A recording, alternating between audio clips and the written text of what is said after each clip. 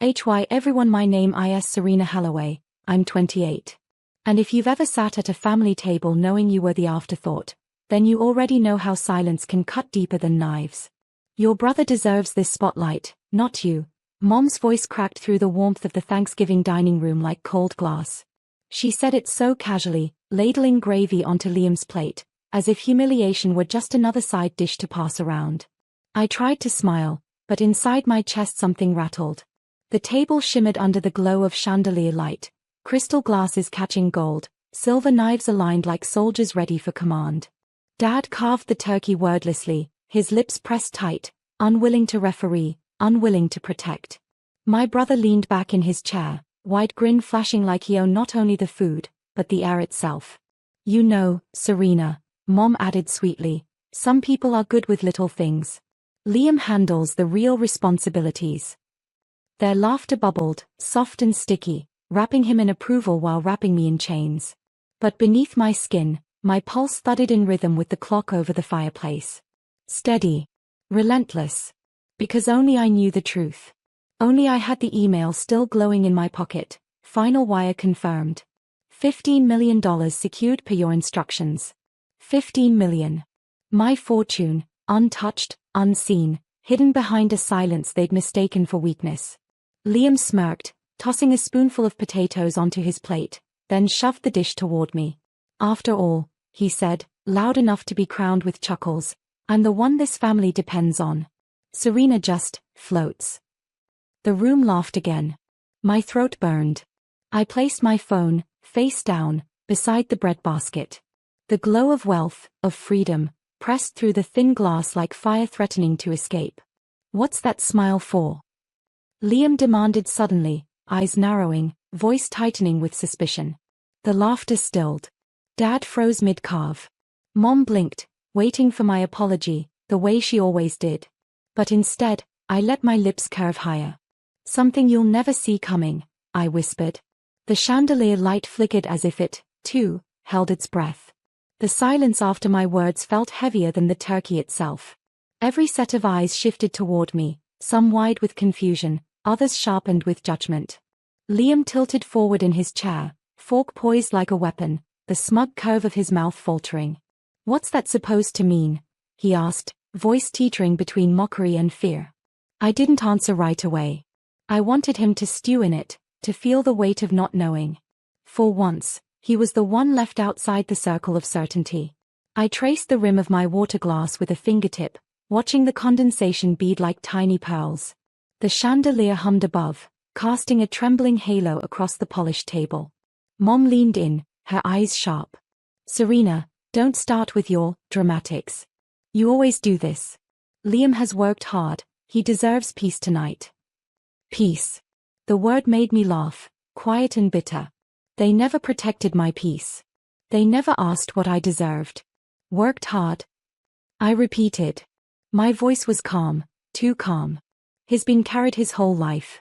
Carried by Dad's silence, by Mom's excuses, by the rest of you pretending not to notice. A hush spread like spilled wine. My uncle coughed. My aunt shifted in her chair, her fork clinking against porcelain. The children, seated at the far end, froze mid-bite. Liam slammed his fork down. You're jealous. That's all this is. Some pathetic attempt to grab attention because you've got nothing real going on. Admit it. The words didn't sting. Not anymore. I had built armor from years of these jabs, every insult layered until nothing could pierce me. I picked up my phone slowly, deliberately, and tapped the screen awake. The email glowed, clean and undeniable. I turned it toward him. The room bent closer. Numbers lined the screen like soldiers marching in perfect rows. $15 million confirmed, diversified, untouchable. His face drained. The arrogance evaporated, replaced by something raw, something jagged. No. That's not yours. You're lying. Dad's knife clattered onto the carving board. For the first time in my life, his eyes locked on me, not with indifference, but with stunned recognition. The fire cracked in the hearth, a single ember snapping like punctuation to the moment. I smiled, a small, steady curve. Jealousy doesn't live here anymore. Ownership does. The air quivered. Liam's hand shook as he pointed at me, his voice cracking under the weight of his meltdown about to come. And Mom finally lost her practiced calm, her spoon slipping into the gravy like it had heard the truth before anyone dared to speak it. Liam shot up from his chair so fast the wine glass toppled, red spilling across the lace runner like blood on snow. His chest heaved, fists clenched at his sides, and for the first time I saw him stripped of his polished charm. 15 million, he barked, voice cracking like a teenage tantrum. Where did you even get that? You can't have more than me. You're nothing. The children gasped. My cousin pulled them closer, whispering, "Don't look." But how could they not? The man who'd been crowned golden boy all his life was unraveling in front of them, his throne collapsing in real time. Mom pushed back her chair, face pale. "Serena, what nonsense is this? You're upsetting your brother. You should apologize." "Apologize?" I repeated, my tone razor thin. "For working in silence? For building what no one thought I could? For not needing this family's approval to exist?" Dad's voice finally broke through, low and shaky. "Sit down, Liam." But Liam didn't. He pounded his fist on the table so hard the silverware leapt. "You think you're better than me now? You think money makes you important?" His eyes glistened with something wild, not just anger but fear of losing the pedestal he'd been propped on his whole life. I met his rage with stillness. "No," I said softly. "Money doesn't make me important. But it makes me free. Free from needing you. Free from begging for scraps at this table." The words silenced the room. The fire hissed, a log collapsing into ash. Even the chandelier seemed to dim, shadows bending closer around us. Mom pressed her hand to her chest. "Serena, you're tearing this family apart." I shook my head, calm but unflinching. "I didn't tear it apart. I just stopped letting you pretend it wasn't broken." Liam's breathing grew louder, ragged, unsteady. He gripped the back of his chair, knuckles whitening, as if holding onto the last thread of control. And in that fragile silence, between his shaking fury and my unshaken calm, I realized the storm wasn't coming. It had already begun. Liam's chair screeched against the hardwood as he shoved it backward, the sound tearing through the room like metal against stone. He stood over me now, jaw tight, face flushed, eyes burning with the disbelief of a man watching his kingdom crumble. "You stole this," he spat, pointing at my phone as though it were contraband. "There's no way. You're a fraud, you've always been a fraud." His voice cracked again, and that was the moment I realized something none of them had ever admitted. My brother was terrified of me. Not because of who I'd been, but because of who I'd become. I leaned back in my chair, folding my hands in my lap with a composure I had spent years perfecting. "I didn't steal anything. I built it. Quietly. While you were too busy playing the hero in a story Mom kept writing for you." The table went still. Forks, glasses, even breaths froze. My aunt's hand trembled as she set her napkin down, eyes darting from Liam to me as though choosing sides in a war she hadn't expected to witness tonight. Dad's voice, firmer now, echoed through the silence. "Liam. Sit. Down." But he couldn't. He wouldn't. His pride wouldn't let him. He slammed both palms onto the table, rattling the crystal. The red wine spread further, staining the lace runner until it looked like a battlefield map. "You think you're smart," he hissed. "You think money makes you untouchable? Watch what happens when this family finds out what kind of snake you really are." I tilted my head, eyes steady.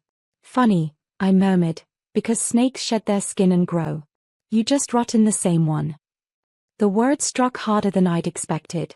His mouth opened, then closed, a man undone by a sister he'd spent his life dismissing. Mom's face twisted, torn between protecting her son and controlling the chaos. "Serena, enough. You've embarrassed him long enough. You've embarrassed all of us." But the truth was already loose, weaving through the room like smoke no one could put back in the chimney. And as Liam's chest rose and fell in erratic waves, I saw it. The meltdown was no longer building. It was erupting. Liam's voice cracked into a scream. 15 million. His hands shook as he jabbed a finger toward me, his whole body trembling like glass about to shatter. "How dare you have that much and never say a word? I'm the one who deserves it, not you." The room had turned into a stage, every relative frozen in their seats. My cousin's fork hovered midair, the children clutched each other like shadows hiding from thunder. Even the fire seemed to hush, its crackle swallowed by the raw violence of Liam's voice. Dad tried again, firmer this time. "Sit down, Liam." But Liam was too far gone. His face was blotched red, spit flying as he raged. "You're worthless, Serena. Worthless. All these years, hiding in your pathetic little corner while I carried this family's name. And now you think you can humiliate me." I rose slowly, the legs of my chair whispering against the floor. I didn't raise my voice. I didn't need to. You carried nothing. You only ever carried Mom's favor. The rest of us carried you. The air thickened. My words weren't a shout, they were a mirror, and he couldn't stand what he saw reflected back. Mom rushed to his side, clutching his arm like she could ground him. "Liam, please, don't let her provoke you. She doesn't understand how the world works. You've always been the strong one." The favoritism dripped so nakedly in her voice that even the relatives who had pretended blindness all these years shifted uncomfortably. I saw it in their eyes, the first cracks of doubt, the first seeds of truth taking root. Liam ripped his arm free from her grasp, pointing at me with a trembling hand. "You'll regret this. I swear, Serena, you'll regret the day you ever thought you were more than background noise." I held his stare, steady, unshaken. "The only regret I have," I said quietly, "is that it took me this long to stop listening to your noise." The chandelier above flickered, a tremor in the current, or maybe just the house itself quivering under the weight of everything finally coming undone. The room felt like it was holding its breath. Liam stood trembling, sweat dampening his collar, his eyes darting from me to the stunned faces around the table. He had always thrived on applause, on being the center of every toast, every proud nod. Now, with silence pressing in on him, his ego collapsed like glass beneath a hammer.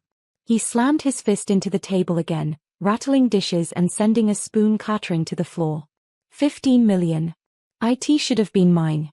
You stole my life. You stole what Emma and Dad owed me. His words cracked into the air like lightning, but instead of fear, a strange calm washed over me. I straightened my shoulders, my voice low, almost serene. "No one owed you anything, Liam. You've lived as if love and privilege were debts this family must pay you." I just stopped believing in that lie.